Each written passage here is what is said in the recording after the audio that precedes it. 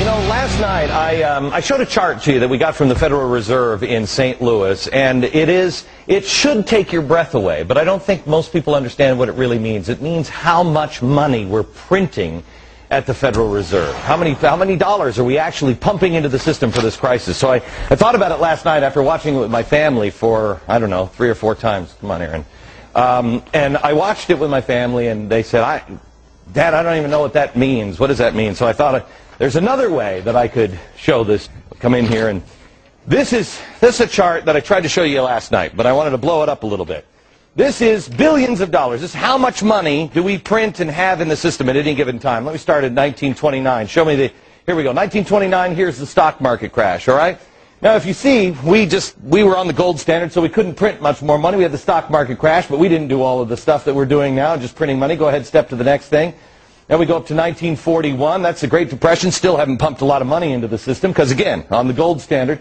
Then we have World War II, and we'll take this all the way to 1965. You'll see it comes up. We had 2 wars. We had World War II, and we also had the Korean War. In 1965, we were having the Vietnam War. But here's where it gets sticky, because we had all these wars, and we tried to dogpile on with the Great Society. Well, how are we going to pay for all that? Well, in 1971, Richard Nixon says, why don't we get rid of the gold standard? So that way, we can just print whatever we want. But we promise the rest of the world, oh, no, we'll never print too much. Really, we're good for it. I mean, look at our record here. We don't do that. Great Society kicks in, and look what happens. Next point, please. Look how we've devalued our money. This is up until 2000 when we have the Y2K scare, where everybody's like, bury your food and grab your cash. The computers are going down. That's why the government put this little spike here. If you see that little spike, goes up because they just dump a lot of cash into it, and then they bring it back in, they pull it back in. But it's difficult to pull things back in, especially when you have a horrible event like 9/11. Next stop is 9/11. You'll see it's just a little spike back up just a little bit. Remember how everybody was freaked out that the world was coming to an end? Do your patriotic duty, go spend, go out there and get into the stock market. Well, we did. And then this is the kind of spending we get. As you see here, the federal bailout's just about to begin. We're in, let me get into my Al Gore machine. Oh, it's a real inconvenient truth now, isn't it, Al? Look at this hockey stick. This is the hockey stick that Al Gore was talking about with the woolly mammoth coming back or whatever the hell he's talking about.